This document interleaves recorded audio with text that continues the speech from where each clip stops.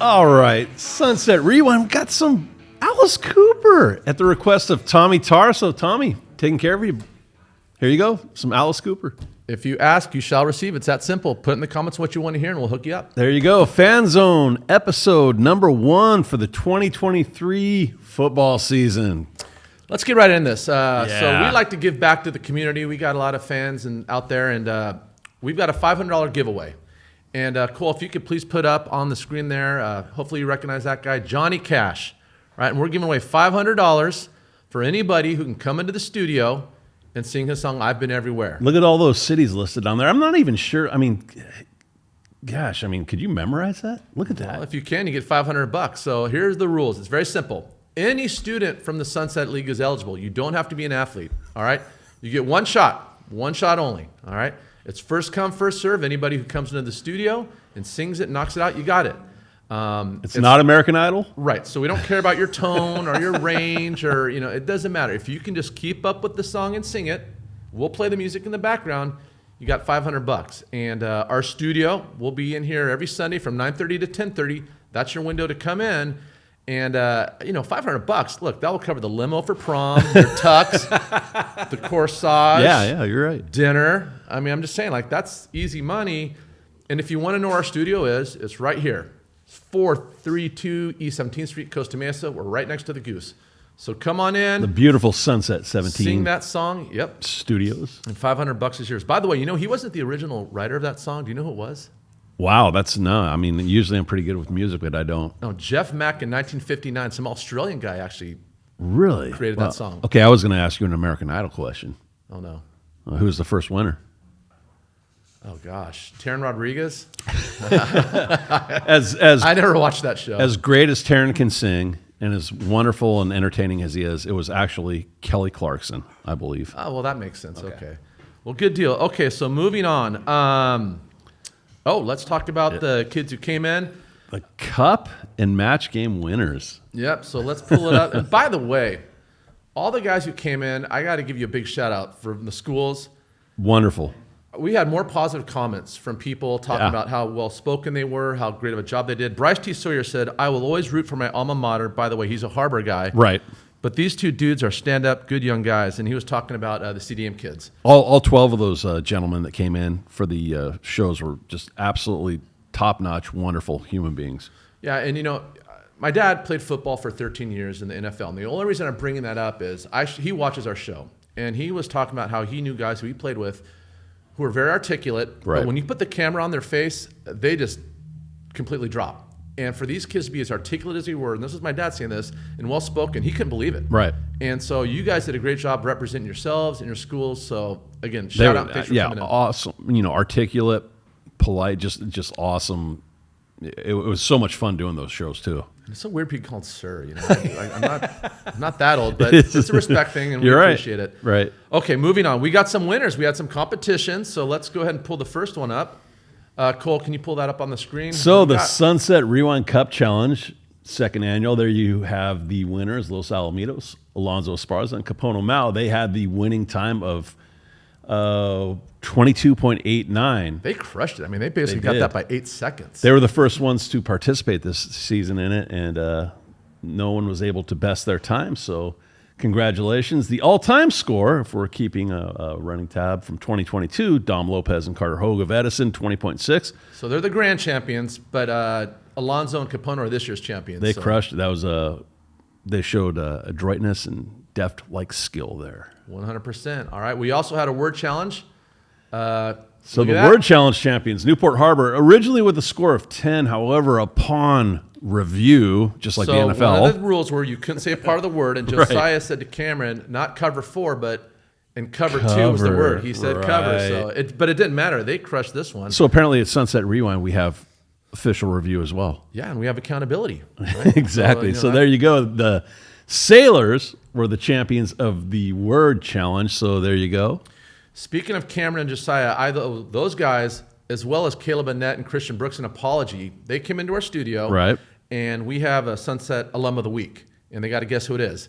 And in both cases, they got it wrong, but they thought they were Huntington Beach guys. Correct. And I said, why do you think Huntington Beach? He said, well, their hair. It's Based the on Huntington Beach the thing. appearance of the person you were showing. Now, remember when we were in high school, all of our rivals, we kind of stereotyped like, oh, the Yes. Mission guys dress like this, the Yes. Capital girls act like that. I mean, everybody had El rivals. Toro does this. Yeah. So we're teachers now, and basically you can go to any school in Orange County, and the kids more or less are the same. But when you are a kid, you don't think of it that way. However, they might be onto something, and let me tell you why. They have this thing about the Huntington Beach and the hair. I want to show you a picture of one of our biggest contributors to the show, Rich Carrillo. Now, that's him over on the left, okay? And on the right is Ted McGinley, who is a alum from Harbor, 1975. Rich Carrillo, our man. Now, Ted right here is actually playing a role. That's a picture of him being Stan Gable from Revenge of the Nerds. Correct. The evil fraternity guy. Right. But that's Rich Carrillo's actual picture. Now, I want you to look at his hair and that thing around his neck, the sweater. I can't wait to read the comments from So, Rich. yeah, well, maybe that is a Huntington Beach thing after all. Maybe Cameron, Josiah, and Christian and Caleb were right. So, Look at that picture. Where did you get that? hey, I've got my sources. But here's the thing. Man, that's impressive. Next time we're at Cap Shoe, we're going to have to go into the student section and verify if this is, in fact, a Huntington Beach thing. I don't know. So, anyway. But you notice it says 81, 82. Okay, so time has passed, so maybe we'll Yeah. see. But, yeah. Rich, thank you so much for all the contributions good-looking you make. guy, and, Rich. And all the positive energy and positive comments you send us. It really means a lot to us. And by the way, Thank Ted you. McGinley, water polo player at Harbor and at USC. I didn't know that. Tommy Tara. I did not know that either. So this guy had the looks. He was an actor, a D1 athlete. What's his best? Pretty cool What's his best acting role? Is it Revenge of the Revenge Nerds? of the Nerds, without question. What about Happy Days? What about Married with Children? I mean, those are fine, but I'm Okay. sorry. That was one of my all-time favorite movies. Okay. I'll always be cool with that. Okay, Dole, let's talk about the showcase real quick. We got someone we want to recognize, the California Showcase. Yeah, absolutely. So we promoted this last year, the California Showcase, and we'll do this more towards the end of the year. But long story short, it was started by Terry Donahue, and it's an opportunity for kids to get scholarships to the Division II, Division III schools. There's a lot of money they're giving away, and you don't have to be a first-team All-American. The person we're going to feature this week is Owen Tomko. He played Fountain quarterback Valley. at Fountain Valley. Look, he wasn't all CIF. He wasn't all county. He wasn't even first or second time all league. He was a starter for Fountain Valley. He went down to the showcase and impressed at least one coach to the point where they gave him an offer of financial aid. So, Yeah, we were at the Huntington Beach Passing League tournament a couple weeks ago, and his father came up to our table where we were doing interviews and said, "Hey, Owen's going to school in Iowa," and he said basically that was as a result of the showcase. So you know who the coach is, right? Remember that? at Central Iowa? Played for the Bills. Oh, it's Steve Tasker? I think, no, Don Beebe. Don Beebe. Yeah, Right, okay. so- God, there were so many great Bills on those teams in the 90s. So you don't have to be an All-American. You don't have to be all-league. Just go to this thing, compete, and all you have to do is impress one coach, and then you might get a full scholarship, partial, whatever, but I'd rather pay a little bit than a lot when it comes to college, so you have nothing to lose. So Owen is going to Central Iowa to continue his football career and get his education. Yep. So, in the news, I think the big story this week out of the Sunset League was the cancellation of the Edison game. Yeah. Unfortunately, there's some something much greater and more important. Obviously the wildfires in Maui. Our thoughts and prayers go out to everyone there, and we hope that gets taken care of. Quickly. From the Edison perspective, real quickly, you feel for those kids. They're all locked and loaded, ready to go. They did the whole summer fundraising because that's not a cheap trip going to Hawaii for 8 days. And then to lose 2 games, which is 20% of your season, that's tough. But like you said, you put it in perspective. I think the count is up to 80 people have died. That whole village has been wiped out, homes. And there were a lot of historical things there. I know the drummer of Fleetwood Mac had that really cool restaurant there. There was arts gallery. It's just a mess all around. You can't even put into words. So from that perspective, what's 2 football games? Nothing. And by the way, you could potentially make them up, right? They still have Olive League. They still have preseason games to play. And they have CIF. So there'll be a lot of football played in the Edison community. Right now, they're on an 8-game schedule. I believe they have a week 0, a week 2, and a week 5 opening because you have the built-in bye week. So I guess, I was on the CIF website looking at open games, and there's everybody's pretty much got their schedule built. So I guess if anybody's out there watching that's from, I don't know, a neighboring state, Arizona, Nevada, Oregon, Washington, whatever it may be, Utah, give Edison a call. Yeah. Give them a call. Come to California, and we got Hollywood here. We got the beaches. We got Disneyland. We got Knott's Berry Farm. We got everything right where Edison is in the center of Southern California. Everything is within 20 minutes, 30 minutes of them. So, like, that would be a great trip if you could put it together, one of the schools from a neighboring state. So 100%. I think about it. Coach Grady summed up the best. He said, and I'm reading a quote, he said, I talked to both athletic directors, and the games aren't going to happen, and they shouldn't happen. The last thing on their minds is playing a high school football game. Right. Our hearts go out to those people. And I know the website from well stated, Coach Grady. Well stated. 100%. But there are games going on next week, so let's pull that up real quick. What are we looking at here, Coach? We got the schedule. We got, and by the way, 5 of the 6 Sunset League teams ranked in the top 25 in Orange County. Yeah, well, that's there you go. And you said it time after time last year. It's the best, high school football league in the state or in the country. Yeah, in the country. I mean, there you go. And they never disappoint. Right there. If you know of one other league that has 5 of their 6 teams in the top 25, let us know. Comments. I'd like to know. And by the way, not only the toughest league, but in the toughest county to play football in the United States. 100%. There you go. That's why going back to that showcase thing, trust me, if you're a starter in this league, you are scholarship worthy. I promise you. It might not be Ohio State, it might not be Alabama, but there's a lot of football being played across this country. So you've got the opportunity. But anyway, we'll promote that more as the season progresses and certainly at the end. So let's do predictions. So we got Los Al and Western, 2 head coaches that we know well, that we're friends with. Ray Fenton at Los Alamitos and Danny Davidson at Western. Okay, Los Al's going to win that game. There's no doubt in my Correct. mind. But Western, they've got some players. They got Luna at quarterback. Anthony Luna, ranked number 37 in the top 150 of Orange County. Great quarterback. I've seen him throw. We saw him a couple weeks ago at Huntington Beach. Great arm, great instincts, can run if he needs to. Western, they only lost 2 games last year. They lost to Cypress, who was 13-1, right, and Laguna Hills, who was like 15-1. They were state champs. So, the combined record of the teams that they lost to last year was 28-2. So. And if Luna's not throwing, he's got Faulkner to give the ball to. Joshua Faulkner, who was number 78 in the top 150.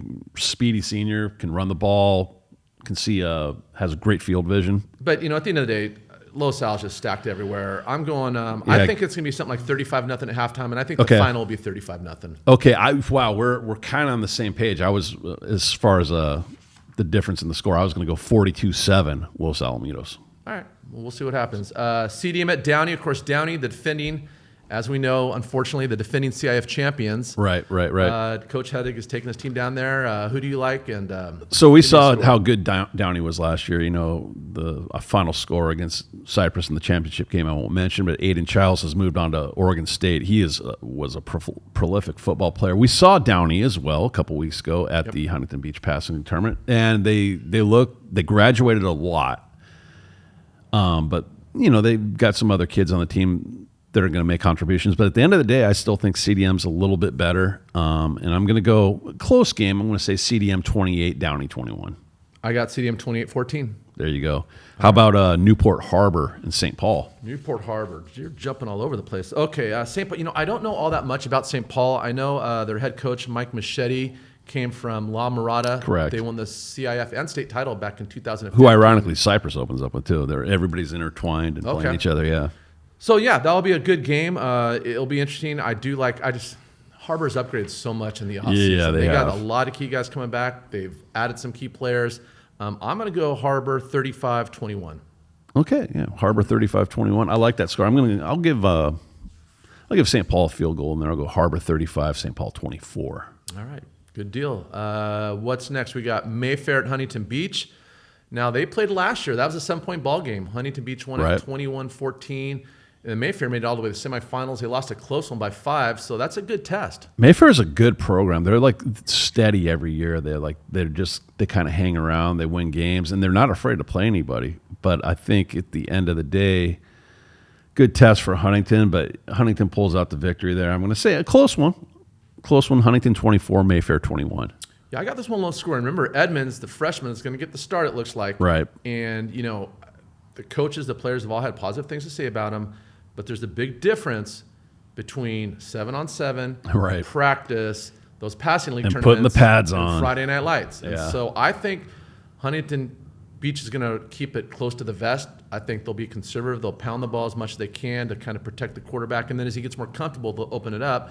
But I think this one will be low scoring by design. I've got the Oilers 21-14. So you think our guy, Jack Jarositano, gets a bunch of carries? I would. I mean, with that offensive line in front of him, I'd run the ball anyway. I don't care who my quarterback is. They got some big dudes up front and some physical back. So pound that rock, right? Absolutely. So Fountain Valley. Yep. Who went 4-1 in the preseason last year. They're going to open up with Troy from Fullerton. Troy being right next door or down the street from Cal State Fullerton, if you've never been to that high school. They always have a good, consistent, steady program over there at Troy. So I think that's a great opening game for Fountain Valley. And Troy went 4-1 in league last year as well. Yeah. Their only loss was to La Habra, so there's no shame in that. Who wins the Freeway League every year. Exactly. No, that's a good test. In fact, you're going to be at the Fountain Valley Correct. game. I'm going to CDM. Taryn will be at Huntington Beach. We got a new sideline reporter this year for Los Alamitos, Emma Verns. She's going to be doing the Los Al games and filming the footage for us. And then we got, at Newport, we've got Ramos. Yeah. He'll be at the St. Paul game. So we've got every game covered. Great friend Eric Ramos. This week, yeah. So we'll have film for all you guys to watch next week. But as far as my score goes, I'm going to go Fountain Valley 28-21. Yeah, that's going to be another good close game. And I think Fountain Valley pulls it off. I'm going to go Fountain Valley 21, Troy 17. All right. So, Doleman, we got some winners for our Guest the Alum Challenge for when we brought the kids in. Let's go ahead and pull those up. Who do we got here? So, Alumni of the Week winners at Stackzera 361 correctly indicated that JT Snow was the Los Alamitos alumni, great baseball player, son of Jack Snow, a Rams legend who played with your father, I believe, That's right. correct? Yep. Yeah, Yep. so JT Snow played for the Giants and the Angels amongst his teams. Riley Hogue of Charger One, who is now where they relocated to Las Vegas, right? Yeah, right. So she, if you remember the Charger One show, great job last year that her and her grandfather did. She correctly identified Scott Weiland as the Edison Charger alumni. God rest his soul. Great singer. I love Stone Temple Pilots. I mean, great band. Velvet Revolver was awesome as well. Ted McGinley, Tommy Tar. We already saw him of Happy Days and Revenge of the Nerds fame and Married with Children. He was the alumni at Newport Harbor. I cannot believe anybody. So the CDM guy was probably the most recent, probably the most popular. Well, I mean, I guess you could argue that, but that one's still up for grabs. So if you can go back to our show with the CDM kids and put it in the comments. I think Murphy knows him too, right? I would think. There's another hint, but that's all we're going to say. He's busier in the couch right now. Tito Ortiz, the mayor of Huntington Beach. That was probably the easiest one. Sean and Jackson got that Sean one. Morella and Jackson Brown. We'll hook them up when we see them.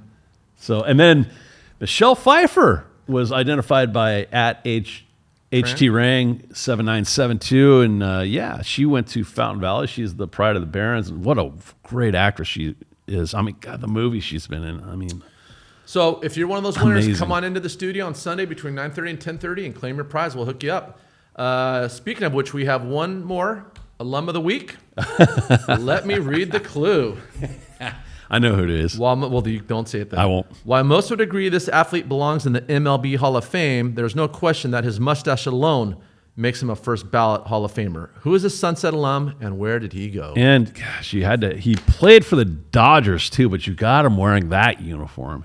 And you Dodger fans out there, you know what I'm talking about. That uniform. Well, I think that was the team that was his that's where he became famous, and that's where he really got his start. But really, that uniform? It is what it is. So put it in the comments, and we will hook you up. First one to comment gets the win. All right. All right, Coach, we got some work to do this week. We're traveling all over Orange County. It is football season. Finally. Starts on Friday. We get going. Week 0 games. Oh, boy, I can't wait. Let's do it. We will be here next week, Sunday, filming, bringing you all the action in Sunset League. Go Sunset League. Look forward to a great season. Go Sunset League. Thanks for tuning in. God bless. Hey, if you haven't already done so, please remember to hit the subscribe button on your screen. Be sure to follow us on X, formerly known as Twitter, at Sunset_Rewind, or Instagram, where our handle is Sunset_Rewind. Our talented reporter, Taryn Rodriguez, is busy posting updates on the social media. And please subscribe. We're so close to 1,000. We are getting close. Thanks to Cole Menzinger, our wonderful producer, and Murphy Carges, our wonderful producer and director. Please also go to our website, sunsetrewind.com, where you'll find interviews, news, and other information about everything Sunset League football. Thank you again, folks, for tuning in. Have a great week. God bless. Dude, you sound like one of those guys. That was good. Thank you.